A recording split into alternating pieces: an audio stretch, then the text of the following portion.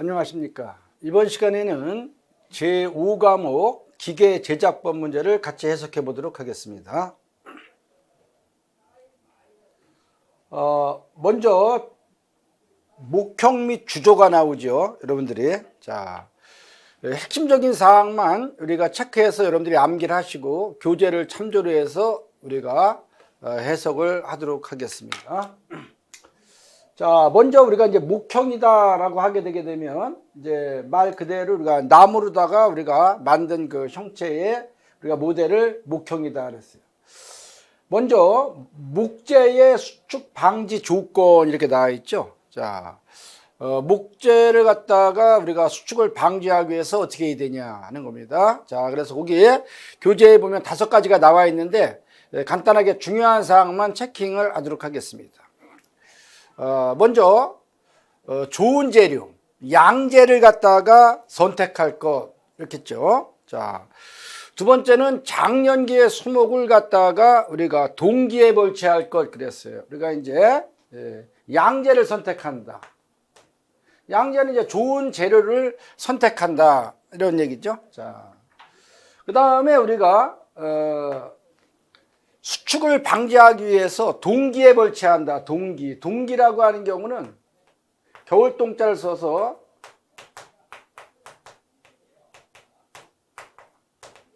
겨울철에 벌채한다는 거예요. 겨울철에. 이렇게 수분이 없는 우리가 수분이 여름에는 수분이 너무나 많죠. 그렇기 때문에 우리가 하기에 벌책을 하는 게 아니라 겨울철에 우리가 동기에 우리가 벌채할 것 이렇게 되어 있습니다. 자, 그 다음에 건조제를 선택할 것, 그 다음에 많은 목편을 조합해서 만들 것, 그 다음에 우리가 이제 적당한 도장을 할 것. 도장이라고 하는 경우는 페인팅을 말하는 거예요. 페인팅을 할 것. 그래서 거기에 5가지 나와 있죠. 좋은 재료를 선택할 것, 우리가 수축을 방지하기 위해서 겨울철에 우리가 벌채할 것, 그 다음에 적당한 페인팅을 할 것, 이렇게 건조제를 선택할 것, 또 우리가 많은 목편을 조합해서 만들 것. 이렇게 5가지 사항을 가볍게 읽어보시는데 중요한 것은 우리가 요거 동기에 벌채할 것, 요거를 유념하셔야 돼요. 시험에서는 하기에 벌채할 것, 그러면은 틀리는 거죠. 자, 그렇게 알아두시면 됩니다. 자, 그 다음에 두 번째는 이렇게 목재에 우리가 이제 건조법을 보게 되게 되면 자연건조법이 있고 인공건조법이 있죠. 일반적으로 자연적으로다가 건조를 하게 되게 되면 더 좋죠.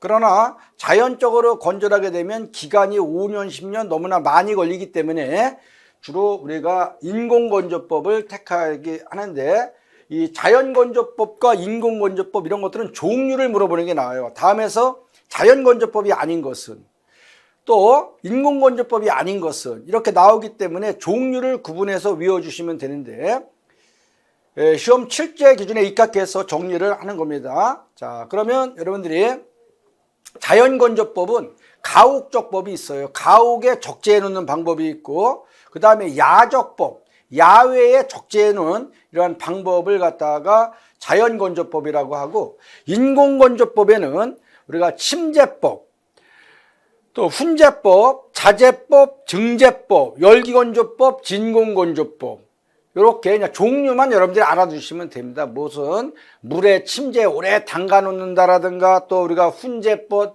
우리가 연기를 갖다가 쪼인다든가 이런 것들을 그렇게 해석할 필요 없이 종류만 간단하게 알아두시면 되겠습니다. 자, 출제 기준에서는 인공건조법과 자연건조법을 구분하는 게 나온다. 이렇게 알아두시면 되겠습니다. 자, 그 다음에 우리가 세 번째는 우리가 이제 목재의 방부법이 있는데 그 목재의 방부법은 우리가 거기 4가지가 있죠. 그래서 4가지를 기본적으로 또 우리가 알아두셔야 됩니다. 그래서 먼저 도포법이라고 하는 경우는 말 그대로 목재 표면에 거기 크레졸이나 페인트로다가 도포하는 방법을 도포법이다 이렇게 얘기를 해요. 도포법. 그 다음에 침투법이라고 하는 경우는 염화 아연이라든가 유산 등에 우리가 수용액을 침투 흡수시키는 방법을 우리가 침투법이다. 그래서 일단은 종류를 알아두셔야 돼요. 도포법,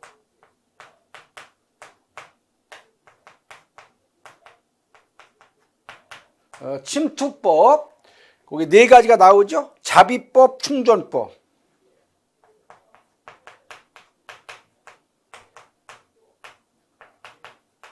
이렇게 알아두시는 거예요. 자, 그래서 도포법, 침투법, 요거는 말씀드렸지만 도포법은 크레졸이나 페인트로다가 우리가 도포하는 방법, 침투법이라고 하는 경우는 거기 염화아연이나 유산동의 수용액을 우리가 흡수, 침투시키는 방법, 그 다음에 요 자비법이다라고 하게 되면은 자비법은 거기 나와 있는 것처럼 방부제를 끓여가지고 부분적으로 침투시키는 방법을 말해요. 얘는 방부제를 끓여서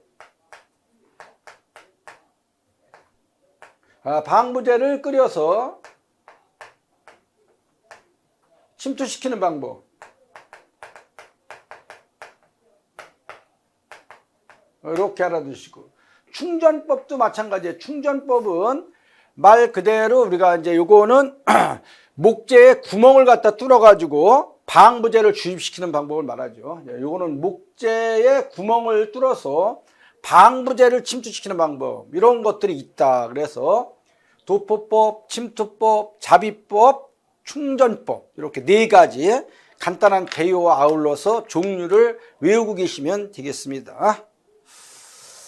자, 그 다음에 우리가 이제 목형의 종류, 요거는 이제 우리가 중요하게 해석이 되기 때문에 그 교재를 참조로 해서 우리가 이제 외워주셔야 됩니다. 어떤 것들이 있다는 거. 자, 그럼 먼저 기본적으로 이 목형의 종류에는 제일 먼저 우리가 현형이라는 것이 있어요. 영어로 다 말하면 솔리드 패턴이라는 거죠. 솔리드 패턴. 그래, 요런 것은 현형은 실제 부품과 같은 크기로다가 만든 우리가 패턴, 모형을 말한다, 이런 얘기예요. 실제 제품의 크기와 같은 크기로 만든 모형을 우리가 솔리드 패턴이다, 현형이다, 이렇게 얘기를 하죠. 자, 그래서 현형에는 가장 간단한 주물, 뭐 레이버 뚜껑이라든가 이런 경우는 우리가 단체, 거기에서 보게 되면 우리가 원피스 패턴, 우리가 단체형으로다가 우리가 만든다. 그 다음에 우리가 두 번째는 일반 복잡한 주물인 경우에는 우리가 스플릿 패턴에서 분할 목형으로다가 제작을 한다.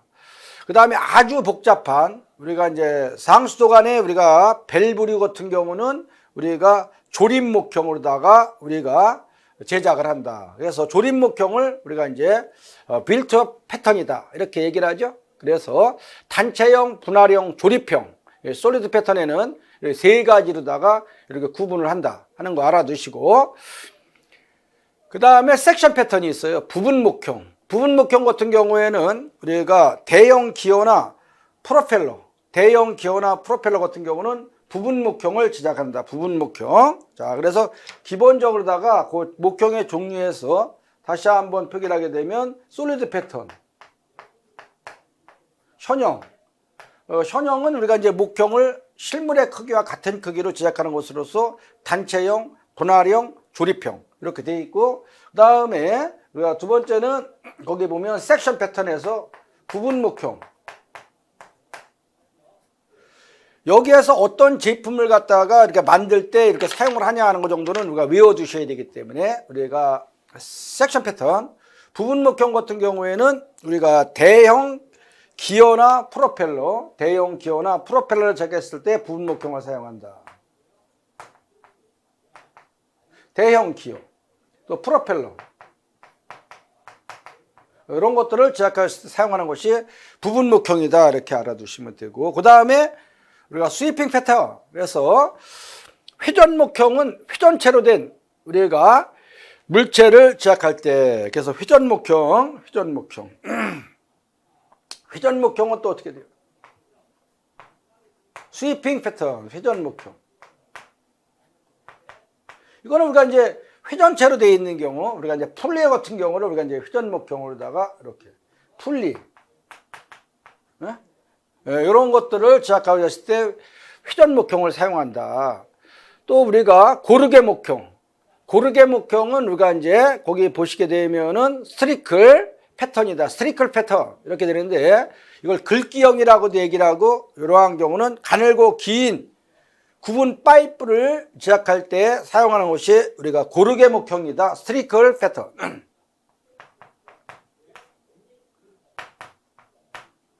고르게 목형 영어로 스트리클 패턴이다라고 하면서 이거는 구분 긴 파이프, 가늘고 긴 구분 파이프.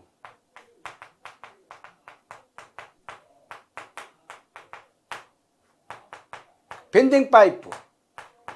이런 것들을 제작했을 때 우리가 고르게 목형을 사용한다. 이거를 이제 일단 이거는 영어로는 스트리클이지만 글귀형이라고도 하죠. 글귀형. 글귀형. 이렇게 이러한 목형 이렇게 알아두시고. 그 다음에 우리가 스켈리튼 패턴에서 골경 목형은 대형 파이프나 대형 주물을 제작하고 있을 때, 그래서 거기 보게 되면은 골경 목형,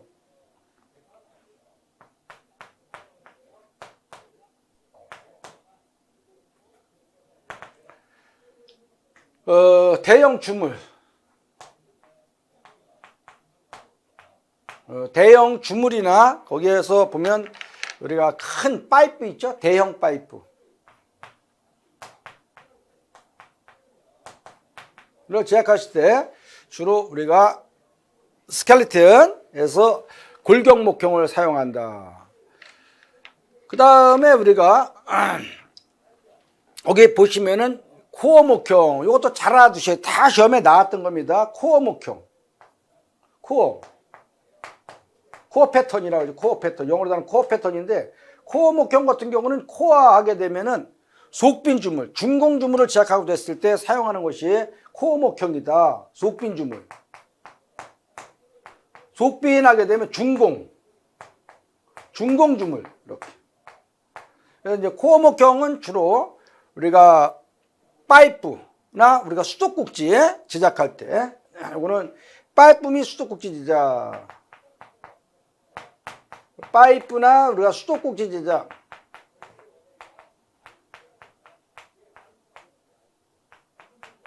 수도꼭지 제작할 때 우리가 코어 목형을 주로 사용한다. 이렇게. 그 다음에 거기 보면 매치 플레이트라고 나와 있죠. 매치 플레이트라고 하는 경우는 우리가 다량 생산, 소형 제품을 대량 생산할 때 우리가 사용한다. 그래서 매치 플레이트, 영어로 하는 매치 플레이트.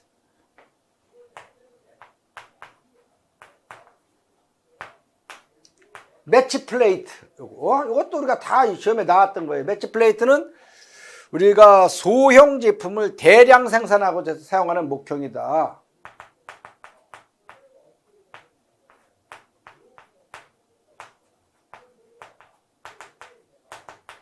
대량 생산하고 사용하는 것이 매치 플레이트다. 이렇게 알았습니다.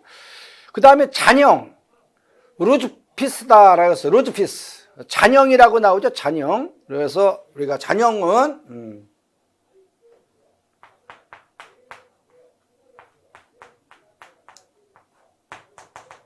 루즈피스 이렇게. 예, 잔형.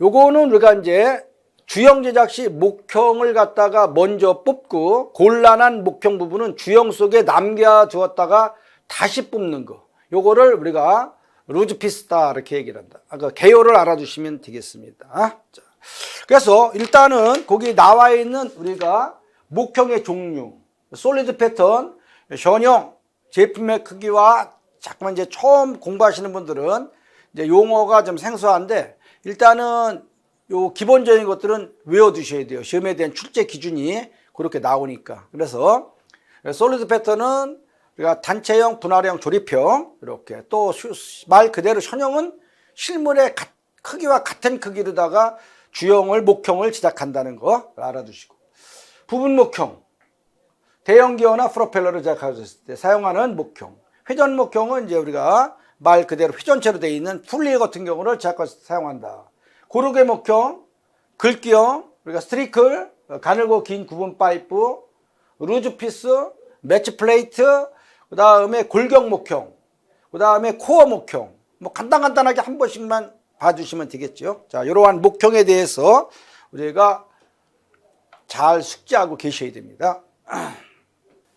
자, 그 다음에 목형 지약상의 유의사항이 있습니다. 이것도 여러분들이 기본적으로다가 목형 지약상의 유의사항은 교재에 보면은 6가지가 나와 있죠. 우선은 객관식으로 나올 때는 다음에서 목형 지약상의 유의사항이 아닌 것은 어느 것이냐, 주의사항이 아닌 것은 어느 것이냐 이렇게 나오기 때문에 기본적으로다는 6가지를 먼저 포괄적으로다가 여러분들이 알아두실 필요성이 있는 겁니다. 자, 그래서 먼저 목형 지약상의 주의사항 6가지를 기억을 하십니다. 먼저 수축여유,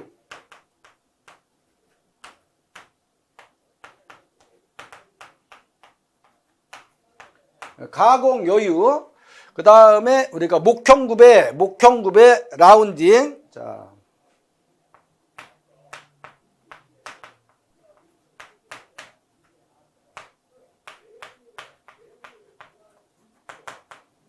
라운딩. 그 다음에 5번째는 그 교재 나인들에다가 덧붙임이다 라고 해서 덧붙임.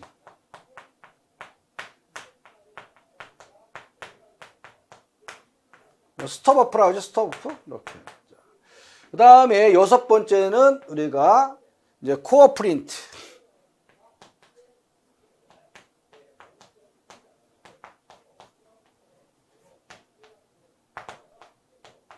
이렇게.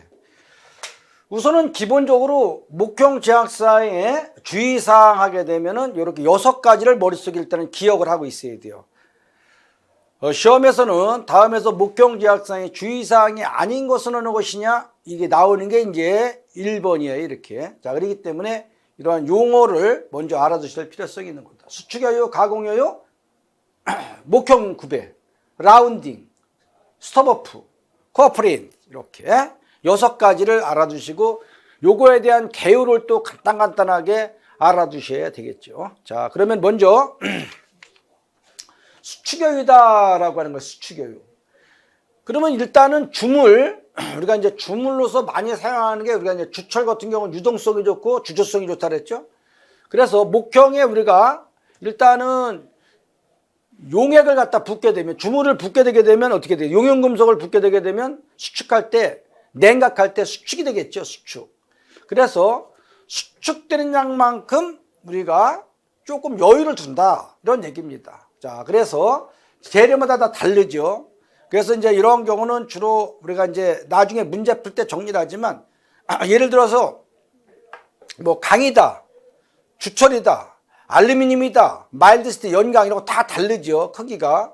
그래서 여기에서는 또 우리가 알아둬야 될 게 뭐냐면 수축여유는 수축을 고려해서 냉각 시 수축을 고려해서 각 재료마다 여유를 둔다. 예를 들어서 우리가 주철이다 라고 하게 되면은 여기에서 또 중요한 게 주물자예요. 주물자. 자, 주물 스케일. 주물자는 말 그대로 수축을 고려해서 더 크게 만든 자를 우리가 주물자다. 이렇게. 주물자는 예를 들어서 재료마다 다 다른데 1m짜리다. 1m짜리. 그러면 1m짜리 우리가 주철 같은 경우는 우리가 한 8mm 정도 예를 들어서 우리가 수축이 고려해서도 크게 만들어야 되겠죠. 그래서 만약에 수축이 8mm다 라고 하게 되면 이거는 1008mm, 1m짜리 자를 갖다 주물자를 1008mm라는 거예요. 1008mm. 이렇게. 자, 이제 수축이 많이 되는 재료는 더 크게 만들겠죠. 보통 우리가 8에서 20mm까지 재료마다 다른데 그건 나중에 문제를 풀면서 정리해도 충분합니다. 그래서 1m짜리 주물 재료 같으면은 1008mm다 주물자는 8mm 정도 우리가 여유를 더 둬서 크게 만든 거를 주물자라고 한다. 이렇게 알아두시면 되겠습니다. 그 다음에 가공여유. 말 그대로 가공, 기계적인 가공이라든가 수기 가공이라든가 이런 거는 또 잘라내야 되겠죠. 이렇게 디테일하게 정밀도 있게 가공을 하려면 그거를 가서 가공여유라고 하는 거예요. 가공여유. 수기 가공이나 기계 가공을 필요로 할 때 덧붙이는 여유 치수를 우리가 가공여유라고 한다. 이렇게 간단하게 알아두시면 되겠죠. 그 다음에 목형 구배. 목형 구배는 뭐야? 말 그대로. 요거는 목형을 갖다가 쉽게 우리가 빼내기 위해서 우리가 수직면에 다소의 구배를 둔다. 목형의 크기와 모형에 따라서 보통 1m에 대해서 6에서 10mm 정도의 테이퍼, 기울기, 구배를 준다 이런 얘기죠. 그래서 보통은 이 목형 구배는 우리가 주형을 쉽게 빼내기 위해서 1m에 대해서 6에서 8mm 정도의 테이퍼 구배를 둔다라고 하는 거예요. 요거를 목형 구배라고 하죠. 그 다음에 이 라운딩 같은 경우는 뭐냐, 라운딩. 이거는 둥글게 한다, 둥글게. 자, 그래서, 라운딩 같은 경우는 응고할 때 경계 조직으로 이제 공개 조직이 생겨서 뭐예요? 약해지기 때문에 우리가 목형의 모서리를 갖다가 라운딩, 둥글게 해준다 이거예요. 목형의 모서리를 둥글게 한다, 모서리. 모서리 부분을 둥글게 해준다 이런 얘기예요. 이렇게. 그 다음에 여기서 스톱오프. 스톱오프는 우리가 이제 덧붙임이다라고 했는데 영어로다는 덧붙임이다라고 하는데 이런 경우는 마찬가지 얇고 우리가 넓은 판상 목형이라든가 이제 이런 것들은 이제 변형하기가 쉽기 때문에 열에 의한 변형이 생기게 되면 우리가 스트레스, 우리가 응력, 일단은 열이 생기게 되면 우리가 이제 응력에 대해서 우리가 어떻게 되겠어요? 이러한 경우 응력이 발생하겠죠. 열응력이 발생한다 이거 열응력. 그래서 우리가 각 재에 우리가 이러한 판재를 갖다가 우리가 판면에 각 재를 우리가 조금 보충하거나 이거는 이제 말 그대로 덧붙임이라고 하는 것은 보충. 주조시 두께가 같지 않으면은 응고가 발생할 때 냉각 속도에 따라서 또 우리가 응력이 발생하기 때문에 열응력이 발생하기 때문에 변형이나 또 균열이 발생될 우려가 있다.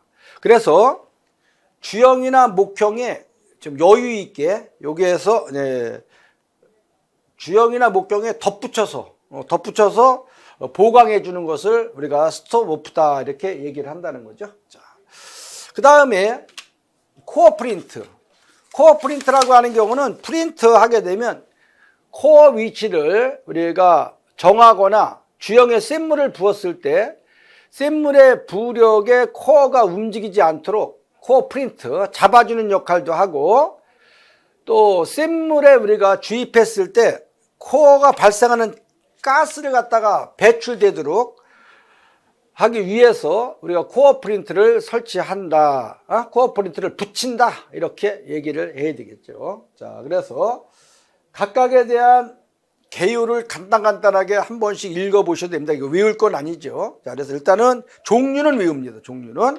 이렇게 해서 문제를 해석하시면 돼요. 요거는 또 시험에서 빈도가 있기 때문에 6가지 사항에 대한 거는 꼭 개요를 알아두시기 바랍니다.